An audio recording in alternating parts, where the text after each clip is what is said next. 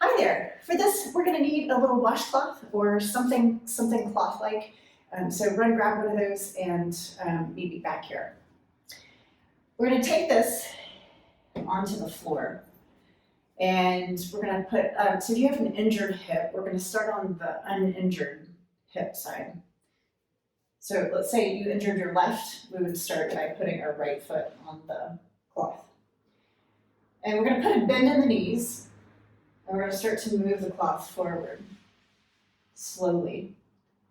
And we're going to try to do this as slowly and smoothly as possible.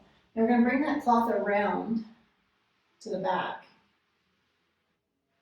And we want to use specifically the muscles deep in the deep hip joint and then pull it forward. So that's part of the reason why we're going so slowly here.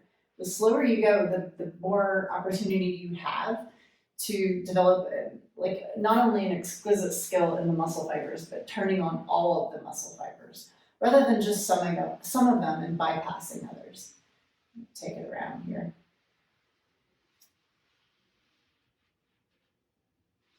And pull it in. All right, now this is especially good if you're healing from a hip injury or developing more mobility in your hips. I use this a lot with people who have labral tears. This helps quite a bit in re-engaging some of the muscles that tend to go to sleep during that injury. All right, if you've got a cute little pet, a little cat or a little puppy, just don't make sure you don't kick them. And pull it out. All right, I'm going to reverse this. So we're going to go around the other direction.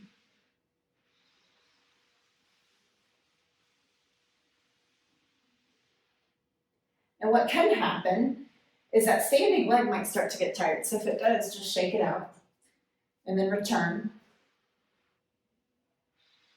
Keep breathing. Notice where you're looking. And maybe you've been looking down at the floor the whole time. But maybe now you know where your floor is, you know where your foot is, you know where your leg is. All right, and then pull that in. All right, regardless of where you are, shake that standing leg out a little bit, walk around, get it normalized. And then we're going to switch to the other side. So why I've asked you to start with your more organized side first is that our brain starts to develop and create this skill in the brain.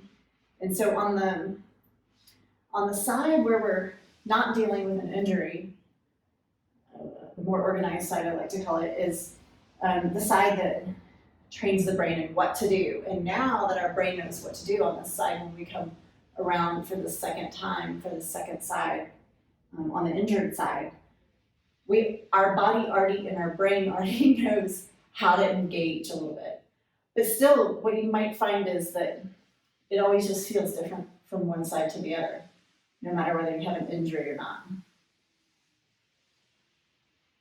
And that's okay. Right, one more in this direction. And really use those deep inner hip muscles. Don't cheat yourself by going fast. Don't cheat yourself by bypassing some of the muscles. We're developing this exquisite strength in the hip joint. We're going to come around 3 times. Don't forget to breathe. And don't forget to look at where your posture is. Are you looking forward? Are you standing up tall?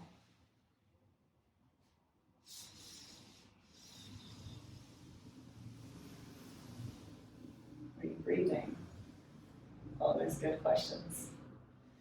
All right, for more exercises like that, you can find me on the MoveWell app in your app store, or you can go to movewell.passion.io and subscribe there.